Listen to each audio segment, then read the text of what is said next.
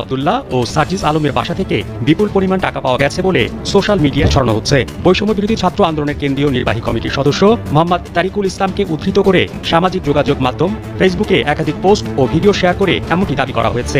যারা হয়তো মনে করতেছেন যে আওয়ামী লীগ ক্ষমতা থেকে চলে গেছে, আওয়ামী লীগ একেবারেই শেষ, এই চিন্তা ভাবনা যাদের মাথায় আছে, আমি বলবো যে তারা একেবারে বোকার স্বর্গে কিন্তু বাস করছে।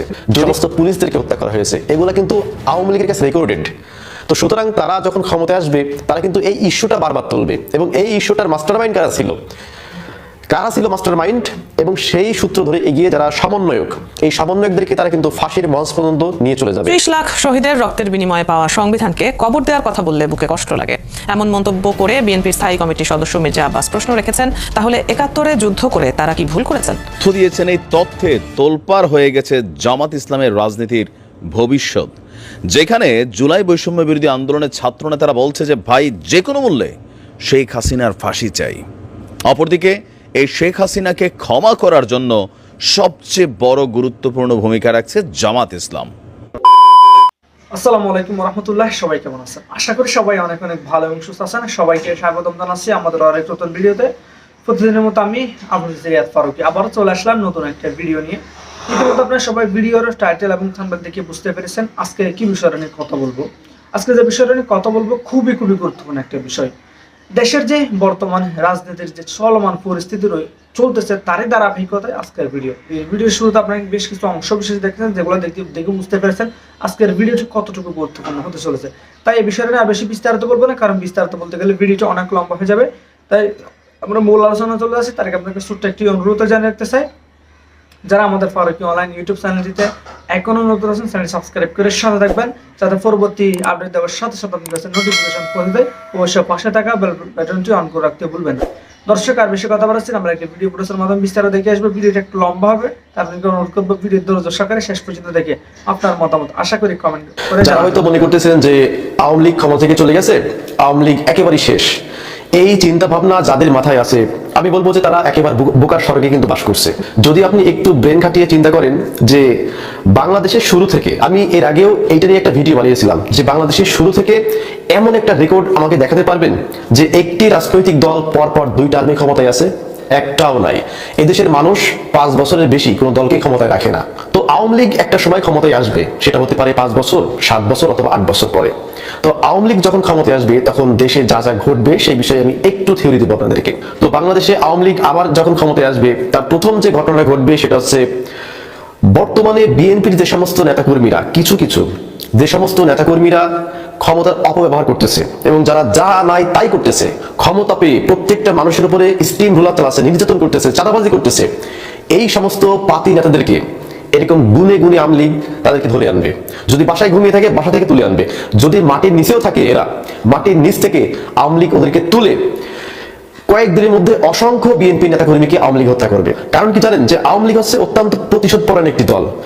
আমি একেবারে সত্য কথাই বলি, যে আপনি যদি আপনার এলাকার দিকে যদি আপনি একটু তাকান, যে আপনার এলাকায় 100টা মানুষের মধ্যে দেখবেন যেই মানুষটা সবচাইতে বেশি বদমাইশ, যেই মানুষটা সবচাইতে বেশি মস্তান, যেই মানুষটা সবচাইতে দাঙ্গা করতে পারে, যেই মানুষটা মারামারি করতে পারে, যেই মানুষটা একটু রংচটা রুক্ষ টাইপের, সে আওয়ামী লীগ করে। তো এইরকম এলাকার সবচেয়ে টপ মস্তান গুলা আওয়ামী লীগ করে। যদি আওয়ামী লীগের 100 জন কর্মী আপনি যাচাই করেন, 100 জনের মধ্যে 80 জন আছে ক্যাডার। এই যে কিছুদিন আগে একটা নিউজ দেখলাম যে একজন ছাত্রলীগ কর্মী সে বাড়ি থেকে পলাতক, এখন তাকে খোঁজ দিয়ে গেছে আর একদল লোকজন। যাওয়ার পরে দেখতেছে যে সেই ছাত্রলীগ কর্মী বাড়িতে নাই, তার মা নামাজ পড়ছিল, ওই অবস্থায় তার মাকে কুপিয়েছে। নিঃসন্দেহে এটি একটি জুলুম, এবং এই জুলুম কিন্তু বেশি দিন চলে না। তো এইরকম জুলুম, অত্যাচার, নির্যাতন যারা করতেছে তাদের একটাবার ভাবা উচিত যে ক্ষমতা চিরস্থায়ী না। আওয়ামী লীগও কিন্তু মনে করেছিল যে 2041 সাল পর্যন্ত আমরা ক্ষমতায় থাকবো। আওয়ামী লীগের করুণ পরিণতি আপনি দেখেছেন, আমি দেখেছি, সবাই কিন্তু দেখেছে। তো সুতরাং এই আওয়ামী লীগ যেই পথে হেঁটেছিল, ওই পথে যদি আবার নতুন কোনো দল যায়, সেই দলের অবস্থা কিন্তু আওয়ামী লীগের থেকে দ্বিগুণ কঠিন অবস্থা হবে। আমি প্রথমেই কিন্তু বললাম, সবচাইতে টপ টেরর, সবচাইতে যিনি মস্তান এলাকার মধ্যে, সেই লোকটা কিন্তু আওয়ামী লীগ করে। আর আওয়ামী লীগ অধিকাংশই কিন্তু প্রতিশোধ পরায়ণ। তো আপনি তার গায়ে যদি একটা কোপ দেন, সে পরবর্তীতে যদি সুযোগ পায় আপনাকে 2টা কোপ দিবে। আপনি যদি একবার তার বাড়ি পোড়ান, সে আপনার বাড়ি সহ আপনার ব্যবসা প্রতিষ্ঠানে কিন্তু পুড়িয়ে দেবে, যদি তার সেই সুযোগটা আসে। তো সুতরাং এই ঘটনাটা কিন্তু ঘটবে যেদিন আওয়ামী লীগ ক্ষমতায় আসবে। এরপরে আওয়ামী লীগ ক্ষমতায় আসলে 2 নম্বর যে ঘটনাটা বাংলাদেশে ঘটবে সেটা হচ্ছে সমন্বয়কদেরকে ধরে ফাঁসি দিবে। কিভাবে জানেন? যে তারা তখন বলবে যে এই জুলাই এবং 5 আগস্ট, এই 5 আগস্টে যে ঘটনাগুলো ঘটছিল এই ঘটনার তারা কিন্তু বিচার করবে। 1971 সালে মুক্তিযুদ্ধের সময় যারা রাজাকার ছিল, বঙ্গবন্ধুকে যারা হত্যা করেছিল, সেই 40 থেকে 45 বছর আগে যারা এই অপরাধগুলো করেছিল, 45 বছর পরও কিন্তু আওয়ামী লীগ তাদেরকে বিচার করেছে। তো সুতরাং 5 তারিখে আওয়ামী লীগের যে সমস্ত নেতাকর্মীদেরকে হত্যা করা হয়েছে, যে সমস্ত পুলিশদেরকে হত্যা করা হয়েছে, এগুলো কিন্তু আওয়ামী লীগের কাছে রেকর্ডেড। তো সুতরাং তারা যখন ক্ষমতায় আসবে তারা কিন্তু এই ইস্যুটা বারবার তুলবে, এবং এই ইস্যুটার মাস্টারমাইন্ড কারা ছিল মাস্টারমাইন্ড, এবং সেই সূত্র ধরে এগিয়ে যারা সমন্বয়ক, এই সমন্বয়কদেরকে তারা কিন্তু ফাঁসির মঞ্চ পর্যন্ত নিয়ে চলে যাবে। এটা আমার কথা না, এটা আপনারা দেখেছেন যে এই যে হাসনাত আব্দুল্লাহ, এরপরে যে রাফি, তারা কিন্তু বিভিন্ন কনফারেন্সে তারা কিন্তু নিজেরাই বলেছে যে আওয়ামী লীগ যদি ক্ষমতায় আসে তাহলে কিন্তু আমরা কেউ বাঁচবো না, এবং তারা কিন্তু এটা শিওর যে আওয়ামী লীগ যদি ক্ষমতায় আসে তাহলে প্রথমে ধরবে হচ্ছে আমাদেরকে, এবং আমাদেরকে একটা একটা করে ফাঁসিতে ঝুলাবে। এই কাজটা কিন্তু আওয়ামী লীগ করতে পারে যদি পরবর্তী সময়ে তারা কখনো ক্ষমতায় আসে। এরপরে বাংলাদেশ আওয়ামী লীগ যখন ক্ষমতায় আসবে তখন তারা 3 নম্বর একটি ভালো কাজ করবে, সেটা কি জানেন? তারা আমেরিকার সাথে গভীর সম্পর্ক করবে। এবার বিশ্বাস করেন, এবার তারা আমেরিকার সাথে যে সম্পর্ক করবে এই সম্পর্ক তারা আর কখনো ছিন্ন করবে না, কারণ তারা খুব ভালো করেই বুঝে গেছে, জেনে গেছে যে আমেরিকাকে টেক্কা দিয়ে শুধুমাত্র ভারতের পক্ষে রাজনীতি করে কিংবা ভারতকে ধরে দেশে টিকে থাকা সম্ভব না। আন্তর্জাতিক সমর্থন আমরা হারিয়ে ফেলবো। তো আন্তর্জাতিক সমর্থন ধরে রাখতে হলে কি করতে হবে? পশ্চিমা বিশ্বের সাথে আমাদের ভালো সম্পর্ক স্থাপন করতে হবে। যেই ভুলটা করেছিল শেখ হাসিনা, তিনি বারবার কিন্তু নিষেধাজ্ঞা করেছিল আমেরিকার বিপক্ষে। কে হচ্ছে 18 ঘন্টা পাড়ি দিয়ে ওই আমেরিকায় আমাদের না গেলে কিছুই হবে না। এরপরে পিটার হাসকে রাজহাঁস বলে তাকে যা নাই তাই ইচ্ছা করলেন। 2018 সালে আমেরিকা রাষ্ট্রপতির গাড়িতে হামলা করলেন। আমেরিকা কি অতই হচ্ছে বোকামনি করেছেন? খেয়াল না, আমেরিকা 5 বছর আগে আমেরিকা যে প্ল্যান করে ফেলেছিল যে এই আওয়ামী লীগ গভর্নমেন্টকে ফেলে দিবে যে কোনো কায়দায়, তারা কিন্তু ফেলে দিয়েছে। তো সুতরাং আমেরিকার সাথে খেলে, যেখানে বিশ্ব যারা মোড়ল দেশ, সুপার কান্ট্রি মানে সুপার পাওয়ার কান্ট্রি, সেই সমস্ত দেশগুলা আমেরিকার সাথে খেলে কিন্তু পারে না। আর সেখানে আমরা ছোট্ট একটা দেশ আমেরিকার সাথে আমরা খেলতে গেছি। আমরা না, আওয়ামী লীগ খেলতে গেছে। আওয়ামী লীগ যেমন খেলতে গেছে আমেরিকার সাথে, এরকম একটা বড় বাস আমেরিকা কিন্তু ঢুকিয়ে দিয়েছে। তো সুতরাং এই বাসের যে কষ্ট আওয়ামী লীগ কিন্তু বুঝতে পেরেছে। সুতরাং পরবর্তী সময়ে দেখবেন যে আওয়ামী লীগ যখন ক্ষমতায় আসবে সবচাইতে ভালো সম্পর্ক হবে আমেরিকার সাথে, এবং তারা আমেরিকার সমর্থন নিয়ে তারা দেখবেন যে ক্ষমতায় আসার চেষ্টা করবে। এটা তাদের একটা ভালো দিক আমরা বলতে পারি। এরপর আরেকটি ঘটনা ঘটবে, সেটা হচ্ছে দেখবেন যে আওয়ামী লীগ পরবর্তী সময়ে ক্ষমতায় আসার পরে আওয়ামী লীগের যে তৃণমূল নেতা কর্মী যারা আছে এদেরকে ব্যাপক হারে মূল্যায়ন করবে। টাকার বিনিময়ে নমিনেশন পেপার আরেকজনের কাছে বিক্রি করে দিয়েছি, যাদের নমিনেশন পাওয়ার কথা তাদেরকে না দিয়ে আরেকজন ব্যবসায়ীকে দিয়ে দিয়েছি। তো সুতরাং 5 আগস্টে যখন মুক্তিকামী জনতা যখন হামলা করলো, বিভিন্ন আওয়ামী লীগের অফিস, বাড়িঘর, ব্যবসা প্রতিষ্ঠান যখন পুড়িয়ে দিতে লাগলো, তখন একজন আওয়ামী লীগের ত্যাগী যারা কর্মী ছিল তারা কিন্তু এসে বাধা দেয় নাই। তাদের কথা কি ছিল জানেন? যে ভাই সারা বছর আওয়ামী লীগের জন্য সব দিয়ে দিয়েছি, অথচ আমরা বিনিময়ে কিচ্ছু পাই নাই, দলীয় সুবিধা পর্যন্ত পাই নাই। পাইছে কে? ওই মেয়রের আত্মীয় স্বজন, এমপির আত্মীয় স্বজন, ওই আওয়ামী লীগের সেক্রেটারি তার আত্মীয় স্বজন, সভাপতি তার আত্মীয় স্বজন। অথচ আমরা তৃণমূল কর্মী, আমরা জয় বাংলা স্লোগান দিয়ে এখানে হচ্ছে আওয়ামী লীগের ঘাঁটি স্থাপন করেছি, অথচ আমাদের কোনো মূল্যায়ন করেনি। এই দুঃখে কষ্টে অনেক আওয়ামী লীগ কিন্তু এই আওয়ামী লীগের প্রতি যে একটা শক্তি ছিল, জোর ছিল, এটা তারা হারিয়ে ফেলেছিল। তো আওয়ামী লীগ এটা এখন খুব ভালো করে বুঝতে পেরেছে যে তৃণমূল নেতা কর্মীদেরকে মূল্যায়ন না করার ফলে আজকে আমাদের এই করুণ দশা। তো সুতরাং তারা এরপরে যদি কখনো ক্ষমতায় আসতে পারে, তারা দেখবেন সবচাইতে বেশি মূল্যায়ন করবে আওয়ামী লীগের যারা তৃণমূল পর্যায়ে যারা নেতা কর্মী আছে এদেরকে সবচাইতে বেশি মূল্যায়ন করবে। তো প্রিয় দর্শক, বাংলাদেশ আওয়ামী লীগ আবার কখনো ক্ষমতায় আসলে পরে দেশে যা যা ঘটবে এই বিষয়ে যদি আপনার কোনো মন্তব্য থাকে তাহলে অবশ্যই কমেন্ট করে জানাবেন। সকলে ভালো থাকবেন, ধন্যবাদ। 30 লাখ শহীদের রক্তের বিনিময়ে পাওয়া সংবিধানকে কবর দেওয়ার কথা বললে বুকে কষ্ট লাগে, এমন মন্তব্য করে বিএনপির স্থায়ী কমিটির সদস্য মির্জা আব্বাস প্রশ্ন রেখেছেন, তাহলে 71-এ যুদ্ধ করে তারা কি ভুল করেছেন? তিনি বলেন 71 না হলে জাতির জীবনে 24ও আসতো না। দলের আরেক নেতা রুহুল কবির রিজভী বলেন 71 সালে জামায়াতে ইসলামী দেশের বিরুদ্ধে অবস্থান নিয়েছিল, দলটির বারবার জাতির সাথে বেইমানি করেছে। 5 আগস্টের পর কারা ইসলামী ব্যাংক দখল করেছে দেশবাসী সেটি জানে বলেও মন্তব্য করেন তিনি। হাবিব রহমানের প্রতিবেদন।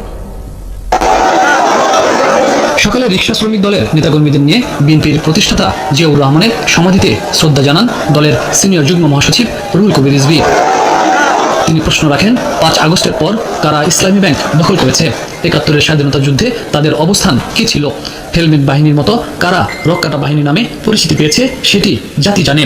তিনি বলেন এরশাদ বিরোধী আন্দোলনেও তারা আওয়ামী লীগের বন্ধু ছিল, ইসলামের নামে রাজনীতি করে বারবার তারা জাতির সাথে বেইমানি করছে। খুর পার্টি এবং পায়ের রক কাটা পার্টি, এরা কারা এদেরকে জনগণ জানে না। আপনারা 71-এর বিরোধিতা করেছে, জিয়া রহমান স্বাধীনতা ঘোষণা দিয়েছেন। আপনারা তো ইসলাম নিয়ে রাজনীতি করেন, ইসলাম মানে কি বারবার মুনাফিকি করা? এরপরেও আপনারা বলেন যে শেখ হাসিনার সব মাফ করে দেবেন, ভারতের সাথে সম্পর্ক উন্নয়ন করবেন। তো এর মধ্যে কিন্তু প্রমাণিত হয় যে আপনারা হচ্ছে ন্যায় নীতির পরোয়া করেন না, আপনারা রাজনীতির নামে ধান্দাবাজি করেন। ঢাকা মহানগর দক্ষিণ বিএনপির সাথে সাংবাদিকদের মতবিনিময় অনুষ্ঠানে দলের স্থায়ী কমিটির সদস্য মির্জা আব্বাস বলেন, ৭১-এ ৩০ লাখ শহীদের রক্তের বিনিময়ে যে সংবিধান লেখা হয়েছে সেটিকে যখন কেউ কবর দেওয়ার কথা বলে তখন কষ্ট লাগে। ফ্যাসিবাদীরাই এমনটা বলতে পারে বলে মন্তব্য করেন মির্জা আব্বাস। শহীদের রক্তের দিয়ে লেখা যে সংবিধান, সেই সংবিধানকে যখন কবর দেওয়ার কথা বলা হয় তখন কিন্তু আমাদের কষ্ট লাগে। এই ধরনের কথা কিন্তু ফ্যাসিবাদী মস্তিষ্কে আসে, কবর দিয়ে দেবো, মেরে ফেলবো, কেটে ফেলবো, এসব কথা কিন্তু ভালো কথা নয়। সচিবালয়ে আনসার বিদ্রোহ ও আগুনের ঘটনা উল্লেখ করে আরো কিছু ঘটার শঙ্কা জানান এই বিএনপি নেতা। তিনি বলেন, সচিবালয়ে বসেই উস্কানি দেওয়া হচ্ছে, কেউ না কেউ উস্কানি দিচ্ছে এবং তারা সচিবালয়ে বসে আছে এবং তারা আজকে এই যারা নাকি উপদেষ্টাবৃন্দ আছেন তাদের সহযোগী হয়ে আছেন। মির্জা আব্বাস বলেন, সংস্কারের নামে সরকার ঢোল পিটিয়ে যাচ্ছে, কিন্তু বর্তমান অবস্থা দেখে মনে হচ্ছে আবারও আওয়ামী লীগকে ফিরিয়ে আনার ষড়যন্ত্র চলছে। হাবিব রহমান।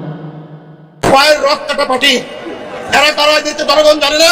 আপনারা ৭১-এর বিরোধিতা করেছে। ৫ই আগস্টের পর আমরা কি ব্যাংক আত্মসাৎ করতে দেখিনি? ইসলামী ব্যাংক কিভাবে গ্রাস করে নিল অন্তর্বর্তীকালীন সরকার, তার উপদেষ্টা মন্ডলী কয়জন তাদেরকে স্মরণ করেছে? তারা তো সরকার গঠন করেছে, তারা উপদেষ্টা হয়েছে, কিন্তু তারা প্রায় অনেকেই মাঝে মাঝে সবক দেয়। আবার দু একটি রাজনৈতিক দল দেখি তারাও সবক দেয় যে চাঁদাবাজ বিদায় নিয়েছে, আর কোনো চাঁদাবাজকে আমরা দেখতে চাই না।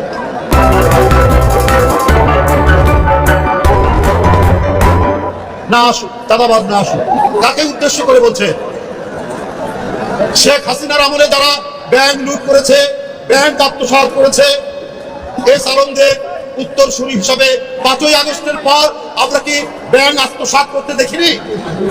আমরা তো দেখেছি ইসলামী ব্যাংক কিভাবে গ্রাস করে নিল একটি রাজনৈতিক দলের অনুসারীরা। তাহলে আজকে কোন মুখে বলছেন এক চাঁদাবাজ পালিয়েছে, আরেক চাঁদাবাজকে কেউ দেখতে চায় না? কাকে উদ্দেশ্য করে বলছেন আমরা কি বুঝতে পারি না? আমরা তো প্রথমেই দেখলাম ৫ই আগস্টের পরের দিনে কি করে ইসলামী ব্যাংকগুলো আপনারা দখল করেছেন। এটা কি জনগণ দেখেনি? এটা তো জনগণ দেখেছে। আর আজকে বড় বড় কথা বলে কলম করে পঞ্চে করার চেষ্টা করে বিএনপির নামে। পাড়া মহল্লায়, জেলায় জেলায় অনেক টার্মিনাল দখল সহ, অনেক সিএনজি স্ট্যান্ড দখল সহ, অনেক টেন্ডার ভাগাভাগির মধ্যে আপনাদের লোকটা কি জড়িত নেই? আমি সেই রাজনৈতিক দলটিকে বলতে চাই, খুব নীরবে নেতৃত্বে সবকিছু অপকর্মের সঙ্গে আপনারা জড়িত। শেখ হাসিনার ব্যাংক আত্মসাতের পর, ৫ই আগস্টের পর আপনাদের আত্মসাতও তো জনগণ দেখেছে। আমরা হাসিনার আমলে দেখেছি চাপাতি লীগ, হেলমেট লীগ, বন্দুক লীগ। আবার জনগণ তো এটাও জানে খুর লীগ এবং খুর পার্টি এবং পায়ের রক কাটা পার্টি এরা কারা এদেরকে জনগণ জানে না? তারা পায়ের রক কাটে, তাদেরকে তো জনগণ ঠিকই জানে, চেনে। সুতরাং খুব ঘোলা পানিতে মাছ শিকার করার চেষ্টা করছে। আপনাদের ৭১-এর অর্জন কি? আপনারা ৭১-এর বিরোধিতা করেছে। জিয়া রহমান স্বাধীনতা ঘোষণা দিয়েছেন। গৌরব বিএনপি, ৭১-এর গৌরব, ৯০-এর গৌরব, এই গৌরব বিএনপি। কারণ সেদিনও আপনারা শেখ হাসিনার সাথে আঘাত করে আপনারা এর সাথে আপনারা সেদিন জাননি এর সাথে কুলাঙ্গারের নির্বাচনে, ৮৬ সালের নির্বাচনে, এটাও তো জনগণ দেখেছে। কিন্তু বিএনপি সেই নির্বাচনে যায়নি। তার নেত্রী বলেছিলেন দেশের বাহাত্তরের সংবিধানের কবর দিতে আর নাৎসিবাদী সংগঠন হিসেবে আওয়ামী লীগকে অপ্রাসঙ্গিক ঘোষণা করতে শহীদ মিনারে দেওয়া হবে জুলাই বিপ্লবের ঘোষণাপত্র। বৈষম্য বিরোধী ছাত্র বাংলাদেশের জন্য ৭২ সংবিধানের কবর দিতে আর নাৎসিবাদী সংগঠন হিসেবে আওয়ামী লীগকে অপ্রাসঙ্গিক 72 সংবিধানের কবর দিতে আর নাৎসিবাদী সংগঠন হিসেবে আওয়ামী লীগকে অপ্রাসঙ্গিক ঘোষণা করতে শহীদ মিনারে দেওয়া হবে জুলাই বিপ্লবের ঘোষণাপত্র। বৈষম্য বিরোধী ছাত্র আন্দোলনের ব্যানারে মঙ্গলবার সর্বস্তরের মানুষের আশা আকাঙ্ক্ষার প্রতিফলন হিসেবে এই ঘোষণা প্রকাশ করা হবে, যা হবে আগামীর বাংলাদেশের দলিল। সাব্বির আহমেদ জানাচ্ছেন বিস্তারিত। কমরেডস, নাও অর নেভার, অর্থাৎ এখন না হলে কখনোই না। 31 ডিসেম্বর শহীদ মিনার, এখনই সময় বাংলাদেশের জন্য। শনিবার সন্ধ্যার পর থেকেই সামাজিক মাধ্যমে পোস্ট করতে শুরু করেন বৈষম্য বিরোধী ছাত্র আন্দোলনের সমন্বয়করা। তাদের সঙ্গে তাল মিলিয়ে উপদেষ্টা আসিফ মাহমুদও লেখেন প্রোক্লেমেশন অব জুলাই রেভলিউশন। কি ঘটতে যাচ্ছে 31 ডিসেম্বর, এ নিয়ে শুরু হয় নানা জল্পনা কল্পনা। রোববার বৈষম্য বিরোধী ছাত্র আন্দোলনের কেন্দ্রীয় কার্যালয়ে সমন্বয়করা এক সংবাদ সম্মেলনে বলেন, জীবনের মায়া ত্যাগ করে যারা বুকের তাজা রক্ত দিয়ে নতুন বাংলাদেশ উপহার দিয়েছেন তাদের জন্যই জুলাই বিপ্লবের ঘোষণাপত্র পাঠ করা হবে। মুজিব 72 সংবিধানের কবর রচিত হবে। হত্যার যারা রাজনীতি করেছে, যারা জনগণের বিপরীতে আশা আকাঙ্ক্ষার বিপরীতে দাঁড়িয়েছে, আমরা প্রত্যাশা রাখছি এই জুলাই প্রোক্লেমেশন অফ জুলাই রেভলিউশনে এই নাৎসিবাদী এই দলটিকে সেখান থেকে বাংলাদেশ অপ্রাসঙ্গিক ঘোষণা করা হবে। ঘোষণাপত্রে জনমানুষের ভোটের অধিকার নিশ্চিত করা থেকে শুরু করে আগামীর বাংলাদেশ কেমন হবে সেসব বিষয় তুলে ধরা হবে। এই ঘোষণাটি আমাদের সামগ্রিকভাবে পুরো বাংলাদেশের একটি লিখিত দলিল হিসেবে থাকবে, যেই দলিল আমাদের নতুন করে যে শব্দগুলো সেই শব্দগুলোকে ধারণ করবে, যেই দলিল আমাদের বিগত সিস্টেমগুলোকে রিজেক্ট করবে, নতুন যে সিস্টেমগুলো আমরা প্রত্যাশা করি সেগুলোকে বাস্তবায়নের পথ দেখাবে। বৈষম্য বিরোধী ছাত্র আন্দোলন ও জাতীয় নাগরিক কমিটি রাজনৈতিক দল হিসেবে কখনোই আসবে না বলেও পরিষ্কার বার্তা দেওয়া হয় সংবাদ সম্মেলন থেকে। তবে এই দুই সংগঠনের কেউ চাইলে যে কোনো রাজনৈতিক দলের সঙ্গে কাজ করবেন। রক্তের মূল্য দিতে চাচ্ছি, তাদের সেই স্বপ্ন হচ্ছে মুজিবকে কাল্ট বানিয়ে যেভাবে দেশের মানুষের উপর শোষণ করা হয়েছে, সেই কাল্টিজম থেকে বেরিয়ে এসে বাংলাদেশের প্রতিটি কৃষক, শ্রমিক, মজুর, প্রত্যেকটি সাধারণ মানুষ নিজেরাই এই দেশের যে অংশীদার সেটা তাদেরকে আমরা বুঝাবো। যারা এই বিপ্লবের চেতনাকে মনে প্রাণে ধারণ করেন তাদের সবাইকে জুলাই বিপ্লবের ঘোষণাপত্রের দিন কেন্দ্রীয় শহীদ মিনারে অংশ নেওয়ার আহ্বান জানান সমন্বয়করা। নতুন বাংলাদেশ পুনর্গঠিত হতে হবে। Sabbir Ahmed, ATN news, Dhaka. সেটা অস্থায়ী জায়গায় করে দেওয়া হয়েছে কার্যক্রম আপাতকালীন করার জন্য। আর আমার তো আরেকটা মন্ত্রণালয় আছে, আমি সেখানে বসতে পারি। তো ওই আসিফ মাহমুদের দুটো মন্ত্রণালয় পড়ে গেছে, সে নগর ভবনে বসতেছে। এরকম যা যা অন্যান্য জায়গা রয়েছে সেখানে অস্থায়ীভাবে কাজ করার জন্য ব্যবস্থা করা হয়েছে। আর মূলত এখানে আসা মূলত আপনাদের সাথে কথা বলার জন্য যে আপনাদের মধ্যে যাতে কোনো ভুল ধারণা তৈরি না হয়, অ্যাক্রিডিটেশন কার্ড বা সচিবালয়ে প্রবেশ নিয়ে আমাদের যে তদন্ত কমিটি করা হয়েছিল সেটা আজকে শেষ দিন, এটা প্রাথমিক রিপোর্ট দেওয়ার। তো আজকে পর্যন্ত আমরা কাউকেই অ্যালাউ করছি না সচিবালয়ে প্রবেশ করার জন্য। আর সো এই জন্য আজকে আপনারা প্রবেশ করতে পারছেন না। আরেকটি বিষয় হচ্ছে যে সচিবালয়ে নিরাপত্তা বিঘ্নিত হয়েছে এর আগে বিভিন্ন সময়ে।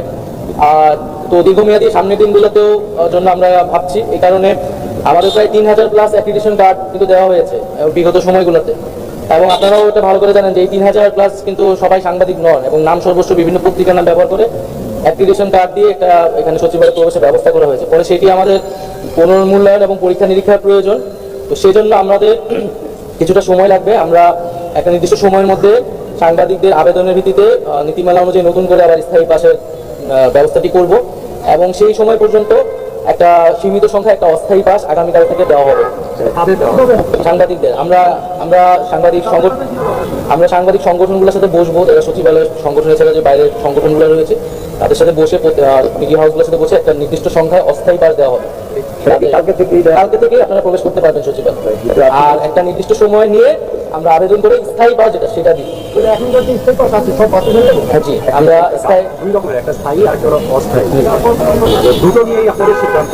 জি আমাদের কারণে 3000+ অ্যাক্রিডিটেশন কার্ড আমরা রাখতে পারবো। এটি বেশিরভাগই এখানে ভুয়া। আমরা আবেদনের ভিত্তিতে আবার যে নীতিমালা আছে সেই নীতিমালা অনুযায়ী আমরা নতুন করে স্থায়ী পাস দিই। কবে থেকে শুরু করব?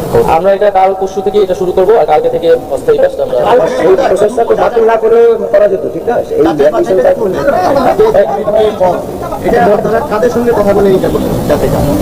এটা যে নীতিমালা আছে নীতিমালা অনুযায়ী আবেদন করে সেই অনুযায়ী আমরা এটা সরবরাহ করি, সেই অনুযায়ী এটা হবে। আর সেক্ষেত্রে সাংবাদিক সংগঠনগুলো রয়েছে, প্রয়োজনীয় যারা মিডিয়া যারা সম্পাদক আছে পত্রিকা সম্পাদক তাদের সাথে কথা বলবো। কালকে থেকে পাস দিবেন নাকি আবেদন নেওয়া শুরু করবেন? কালকে থেকে আপনারা সচিবালয়ে প্রবেশ করতে পারবেন একটা নির্দিষ্ট সংখ্যায়, সেটার জন্য অস্থায়ী ব্যবস্থা আমরা করে দিই। সেটা স্বরাষ্ট্র মন্ত্রণালয় এবং তথ্য মন্ত্রণালয় মিলিতভাবে আমরা এগুলো করতে পারি। সংখ্যাটা বলতে অস্থায়ী সংখ্যাটা কেমন হবে? বা তারা আসলে মেইন স্টেজ থাকে এটা যদি উল্লেখ করেন আমরা সেই পাঁচটা কোথায় থেকে পাবো তাহলে প্রচেষ্টা সেটা আমরা সাংবাদিক সংগঠনগুলোর সাথে বসে করবো। আজকে তো মনে হয় 160 জন বা 70 জনের একটা তালিকার কথা বলা হয়েছে স্বরাষ্ট্র মন্ত্রণালয়, তো এটা একটা প্রাথমিক করা হয়েছে। এছাড়া আমরা ওই একটা সীমিত সংখ্যা, আগের মতো তো হবে না, প্রত্যেকটা হাউস অনুযায়ী হয়তো আমরা একটা সংখ্যা ধরে আমরা অস্থায়ী করে দেবো। সেটা তো আমরা এখন বলতে পারছি না, কিন্তু এটা যত কম রাখা যায় স্থায়ী পাস না হওয়া পর্যন্ত, কারণ এখনো তো ভিতরে ভবনগুলো সংস্কার সহ আরো কিছু কাজ আমাদের বাকি আছে। সামগ্রিক পরিস্থিতি নিয়ে যদি আপনি একটু বলেন যে এই আগুন লাগলো কি মনে হচ্ছে? তদন্ত কার্যক্রম আপনি কখন তদন্ত করছেন? তো 3 দিনের একটা সময় দেওয়া আছে প্রাথমিক রিপোর্ট দেওয়ার জন্য। তো আজকের দিন গেলে হয়তো আমরা আগামীকাল কিছুটা জানতে পারবো ঘটনাটি। তবে ঘটনাটি আমাদের সবার ভিতরে একটা উদ্বেগ তৈরি করেছে। সচিবালয় এইভাবে আগুন লাগাটা, এটা একটা আমরা ভাবছি পরিকল্পনা হতে পারে, স্যাবোটেজও হতে পারে। আর যদি সেরকমটা না হয় তাহলে এই ধরনের দুর্ঘটনা সচিবালয়ের মধ্যে ঘটে, সেটাও আমাদের ভাববার বিষয়। সেটার জন্য দীর্ঘমেয়াদী সংস্কার প্রয়োজন। তো আমরা আশা করি যে তদন্ত হলে আমরা বলতে পারবো। তবে জনগণকে শান্ত থাকার এবং ধৈর্য ধারণ করারই। বিরোধী ছাত্র আন্দোলনের সমন্বয়ক হাসনাত আব্দুল্লাহ ও সার্জিস আলমের বাসা থেকে বিপুল পরিমাণ টাকা পাওয়া গেছে বলে সোশ্যাল মিডিয়ায় মিথ্যা তথ্য ছড়ানো হচ্ছে। বৈষম্য বিরোধী ছাত্র আন্দোলনের কেন্দ্রীয় নির্বাহী কমিটির সদস্য মোহাম্মদ তারিকুল ইসলামকে উদ্ধৃত করে সামাজিক যোগাযোগ মাধ্যম ফেসবুকে একাধিক পোস্ট ও ভিডিও শেয়ার করে এমনটি দাবি করা হয়েছে। এ বিষয়ে একটি প্রতিবেদন প্রকাশ করেছে বাংলাদেশের তথ্য যাচাইকারী প্রতিষ্ঠান রিউমার স্ক্যানার। তাদের অনুসন্ধানে জানা যায় ভিডিওটি ভুয়া। রিউমার স্ক্যানার জানায়, অনুসন্ধানের শুরুতে উক্ত দাবিতে প্রচারিত ভিডিওটি পর্যবেক্ষণ করেন তারা। বিষয়টি যাচাইয়ে পরবর্তী অনুসন্ধানে মোহাম্মদ তারিকুল ইসলাম নামের একটি ভেরিফাইড ফেসবুক পেজে গত 19 অক্টোবর অবিলম্বে হামলাকারী খুনিদের গ্রেফতার করে বিচার নিশ্চিত করতে হবে শীর্ষক শিরোনামে প্রকাশিত একটি ভিডিও খুঁজে পাওয়া যায়। স্যান্ডেলিনা সো রূপচর্চায় আভিজাত্য। ভিডিওটি 9 মিনিট থেকে 9 মিনিট 42 সেকেন্ড অংশের সঙ্গে আলোচিত ভিডিওটির হুবহু মিল পাওয়া যায়। জানা যায়, বক্তব্য প্রদানকারী ওই ব্যক্তি বৈষম্য বিরোধী ছাত্র আন্দোলনের কেন্দ্রীয় নির্বাহী কমিটির সদস্য মোহাম্মদ তারিকুল ইসলাম। ভিডিওতে বলতে শোনা যায়, ফ্যাসিবাদের বিরুদ্ধে এই লড়াই শেষ হওয়া পর্যন্ত আমাদের কেউ দাবায় রাখতে পারবে না। চতুর্দিকে ষড়যন্ত্রের রাজনীতি শুরু হয়েছে। সার্জিসের বাসায় 200 কোটি টাকা পাওয়া গিয়েছে, হাসনাতের বাসায় 100 কোটি টাকা পাওয়া গেছে। রিউমার স্ক্যানার জানায়, তিনি সার্জিস আলম ও হাসনাত আব্দুল্লাহর বাড়িতে 200 ও 100 কোটি টাকা পাওয়া গেছে বলে দাবি করেননি, বরং তিনি তাদের বিরুদ্ধে ষড়যন্ত্র হচ্ছে উল্লেখ করে বলেছেন, এই অভ্যুত্থানে যারা নেতৃত্ব দিয়েছে তাদের শক্ত নৈতিক মানদণ্ড না থাকলে তারা কখনোই এই অভ্যুত্থানে নেতৃত্ব দিতে পারত না।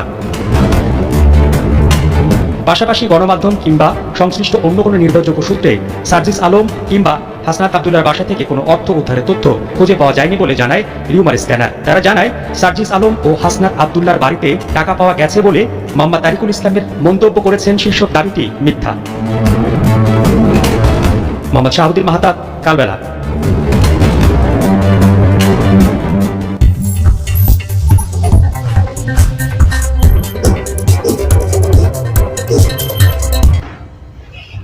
ঢাকা ভার্সিটি এলাকায় মেট্রো রেলের পিয়ারের মধ্যে আঁকা গ্রাফিতি শেখ হাসিনা এবং তার পিতার।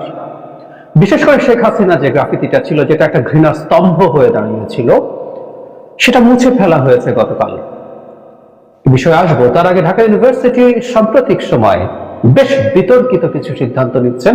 অন্তত একটার প্রতি একটু দৃষ্টি আকর্ষণ করছি। আমার কাছে খুব অবাক লাগে যে প্রশাসন কিভাবে সিদ্ধান্ত নেন ভার্সিটি এলাকাতে ছুটির দিনগুলোতে বাইরের কোনো যানবাহন ঢুকতে পারবে না। ঢাকা ইউনিভার্সিটি কোনোভাবেই শহরের বাইরের কোনো প্রতিষ্ঠান না। আমরা খুব ভালো মতো জানি যে এর ভেতর দিয়ে যদি পাবলিক ট্রান্সপোর্ট, যে কারো যানবাহন চলতে দেয়া না হয়, এই শহরের কি অবস্থা হয়। ওই এলাকার আশপাশে শুক্র শনিবারে আমি তীব্র জ্যামে পড়েছি। আমি এটাও অবাক হয়ে থাকি, শুধু প্রশাসন দিতে চেয়েছে, ছাত্র সংগঠনগুলো তাহলে কি করেছে? আমরা তাহলে বুঝতে পারি এটা একটা কম্বাইন্ড ডিসিশনস, নাগরিকদের জীবনে দুর্ভোগ সৃষ্টিকারী এইরকম একটা সিদ্ধান্ত বিশ্ববিদ্যালয় প্রশাসন নিয়েছে। আমরা তীব্র নিন্দা জানাই এটা। এবং যেসব ছাত্র সংগঠন, সেটা রাজনৈতিক হোক বা আপাত দৃষ্টিতে অরাজনৈতিক, অরাজনৈতিক বলে কিছু নাই আসলে, যারা বলছেন রাজনীতি থাকবে না, সেটা এক ধরনের রাজনীতি, সে প্রসঙ্গে আলোচনা করছি না। যারা যারা এই সিদ্ধান্তের পক্ষে আছেন, পেছনে আছেন, প্রত্যেককে আমরা নিন্দা জানাই এবং অবিলম্বে এই সিদ্ধান্তটা প্রত্যাহারের দাবি করছি। যাই হোক, যে কথাটা বলছিলাম যে শেখ হাসিনার যে আইকনিক ছবি, আমি কিন্তু বিদেশি বেশ কিছু টিভি চ্যানেল যারা বাংলাদেশে এসে সরেজমিনে রিপোর্ট করেছে, তাদেরকে ওই জায়গায় ওই ছবিটা যেখানে শেখ হাসিনার ছবিতে রক্ত ছেটানো আছে, রক্ত ছিটিয়ে দেওয়া হয়েছে এবং জুতার মালা পরানো হয়েছে, সেই ছবিটাকে দেখানো হয়েছে। আমি কয়েকটা চ্যানেল দেখেছি, I can clearly remember. So এটা একটা আইকনিক জায়গায় পরিণত হয়েছিল। তার বাবার ছবি, যাকে ফ্যাসিজমের পত্তন করা মানুষ হিসেবে বলা হচ্ছে, সেটা আছে। নানা কিছু ফেসবুকে ভেসে বেড়াচ্ছে। প্রথম কথাটা হচ্ছে এটা নিশ্চিতভাবে বিশ্ববিদ্যালয় প্রশাসন করেছেন এবং এর দায় তাদেরকে নিতে হবে। কেউ কেউ যোগ করছেন কোন কোন গোয়েন্দা সংস্থা নাকি তারা একসাথে বসে সিদ্ধান্ত নিয়ে এটা করেছেন। তাহলে আসলে একটা প্রশ্ন করতেই আমরা পারি যে এইরকম একটা সিদ্ধান্ত যেটা বিশ্ববিদ্যালয় প্রশাসন নিচ্ছে, গোয়েন্দা সংস্থা চাপে পড়ে, তাহলে এই প্রশাসনে কি লাভ হলো? যিনি ভিসি আছেন তিনি একাডেমিকলি অত্যন্ত সাউন্ড মানুষ, অত্যন্ত কৃতি মানুষ, কোনো সন্দেহ নেই। সাথে অন্য যে প্রশাসনের প্রভিসি বা অন্যান্য পদে যারা আছেন, রেজিস্ট্রার আছেন, প্রত্যেকে নতুন করে এসছেন। গোয়েন্দা সংস্থা যদি তাদেরকে বলে থাকে, সেটা উইথস্ট্যান্ড করার মতো সক্ষমতা তাদের নাই। একটা কথা মনে রাখতে হবে, ভিসি মানে একাডেমিশিয়ান না, প্রভিসি বা রেজিস্ট্রার মানে শুধু একাডেমিশিয়ান না। এটা একাডেমিশিয়ানের কাজ না, এখানের সাথে বিরাট একটা অংশ প্রশাসন জড়িত। এবং আমাদের ঢাকা ইউনিভার্সিটির একটা ভিন্ন চরিত্র আছে। চরিত্র ভালো কি খারাপ কেউ ডিবেট করতে পারেন, কিন্তু একটা ভিন্ন চরিত্র আছে। এমনকি শেখ হাসিনার এই পতন ইনিশিয়েটেড হয়েছিল এই বিশ্ববিদ্যালয়কে কেন্দ্র করে। সারা গণতান্ত্রিক মুভমেন্টগুলো, এটা এরশাদ বিরোধী বলি আর এমনকি আইয়ুব বিরোধী, যেখানেই বলি, আমাদের আসলে সেই 52 থেকে শুরু করে ইউনিভার্সিটি স্টুডেন্টরা কাজ করেছে। তো এরকম একটা চরিত্র আছে। এটাকে ম্যানেজ করতে পারার মতো একজন ভিসি থাকা দরকার ছিল, বা ওভারঅল প্রশাসন, আমরা প্রশাসনকে কম্বাইন্ডলি বলছি, তারা সেটা পাচ্ছেন না। মুছে ফেলা হলো এবং সেই জায়গায় আরেকটা গ্রাফিতি আঁকা হয়েছে, সেটারও অনেকের সমালোচনা আছে, সেটা অনেকের কাছে ভাল লাগেনি। অনেকটা ইয়াহিয়ার যে কামরুল হাসান ইয়াহিয়ার যে ছবি এঁকেছিলেন মুক্তিযুদ্ধের সময়, সেটার এক ধরনের রিপ্রেজেন্টেশন এর মধ্যে দেখা যাচ্ছে।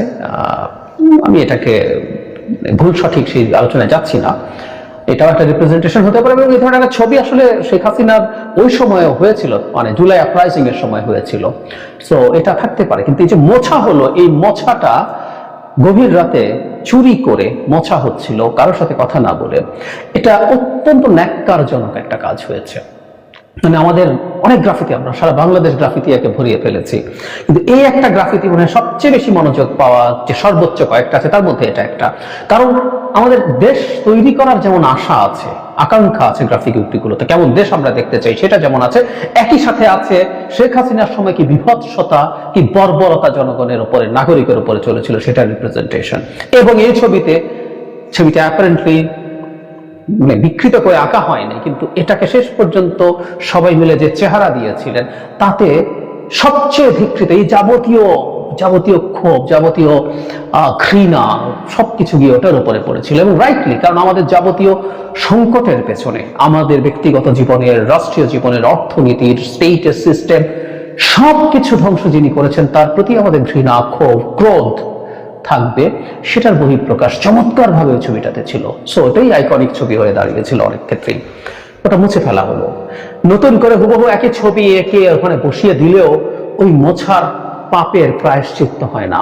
বিশ্ববিদ্যালয় কর্তৃপক্ষকে আসলে ব্যাখ্যা করতে হবে কেন তারা এটা করেছেন। অনেকে বলছেন যে প্রক্টরের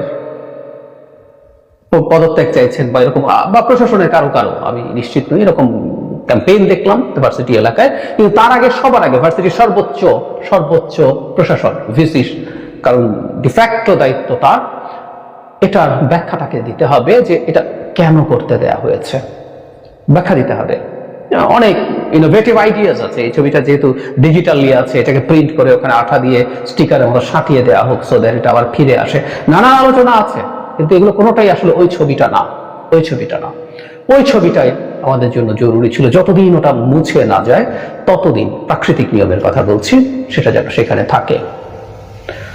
আমি আশা করি বিশ্ববিদ্যালয় প্রশাসন একটা ব্যাখ্যা দেবেন, কারণ আমরা একটা ট্রান্সপারেন্ট বাংলাদেশ চেয়েছি। শেখ হাসিনার মতো, শেখ হাসিনার ইচ্ছা হয়েছে বলেই সব করে ফেলা যাবে, কাউকে কিছু বলবো না, আমরা সেই বাংলাদেশে বাস করি না এনিমোর। তাদেরকে ব্যাখ্যা দেওয়া উচিত হবে, সো দ্যাট আমরা বুঝতে পারবো কি কারণে তারা এই কাজটা করেছেন। এবং আমি একজন মানুষকেও দেখিনি সোফার, আমার অন্তত সোশ্যাল মিডিয়া স্ফিয়ারে, আমি জানি এর মধ্যে ইকো চেম্বারের ব্যাপার আছে, বাবলের ব্যাপার আছে, তারপর আমি দেখি নাই কেউ এটাকে সমর্থন করছেন। আমরা দেখতে চাই এই ধরনের ঘটনার ব্যাখ্যা নিয়ে আসা হবে। এখন ঘটনা যেটা ঘটে গেছে তো গেছেই, এখন আসলে এটাকে কিভাবে অল্টারনেটিভ কোনো রেস্টোরেশন করা যায়, যদি অলরেডি ওখানে একটা ছবি আঁকা হয়েছে সেটা না অন্য কোনো ওই ছবিটাই ফিরিয়ে আনা হবে, সেটা নিয়ে একটা সিদ্ধান্ত নেওয়া জরুরি। কিন্তু আবারও বলছি, আমাদের দেয়ালে আঁকা কোনো গ্রাফিতি মোছা যাবে না সকল সৌন্দর্যের নামে। এগুলোই সৌন্দর্য।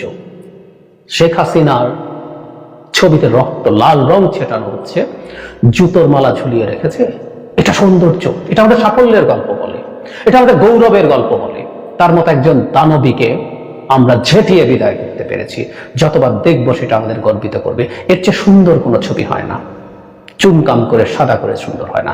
দেয়ালগুলোতে যা লেখা আছে এগুলো প্রত্যেকটা এর চেয়ে সুন্দর কিছু হয় না। একটা জাতি যে গর্ব অর্জন করেছে এই জুলাই আগস্ট অভ্যুত্থানের সময়, এর চেয়ে বড় কোনো সৌন্দর্য নেই। তাই সৌন্দর্যের নামে কোনো একটা ছবির ওপরে এমন কিছু আর কখনো যেন না হয়, সেই ব্যবস্থা নেওয়া জরুরি। বলছেন যে জামাত কি তাহলে মুখোশ পরিহিত? দিনরাত আওয়ামী লীগ সম্পর্কে যে ধরনের বক্তব্য দিচ্ছে, শেখ হাসিনা ইস্যুতে যে ধরনের বক্তব্য দিচ্ছে, তলে তলে কি তারা এগুলা করতেছে? ভাই, তারা কি সবসময় এরকম পোশাক আশাক পরে হাঁটে? আর যদি নাই হয় তাহলে রিজভী সাহেব যে বক্তব্য দিয়েছেন সেটার জন্য কি তিনি ক্ষমা চাইবেন? তিনি তো জামাতকে পুরো নাঙ্গা করে দিচ্ছেন তিনি যেভাবে বলছেন তার মতো লোকের জায়গা থেকে। আসুন দেখি মূল ঘটনাটা কি বাজায়। রিজভী সাহেব যে তথ্য দিয়েছেন, এই তথ্যে তোলপাড় হয়ে গেছে জামাত ইসলামের রাজনীতির ভবিষ্যৎ। যেখানে জুলাই বৈষম্য বিরোধী আন্দোলনের ছাত্র নেতারা বলছে যে ভাই, যে কোনো মূল্যে শেখ হাসিনার ফাঁসি চাই।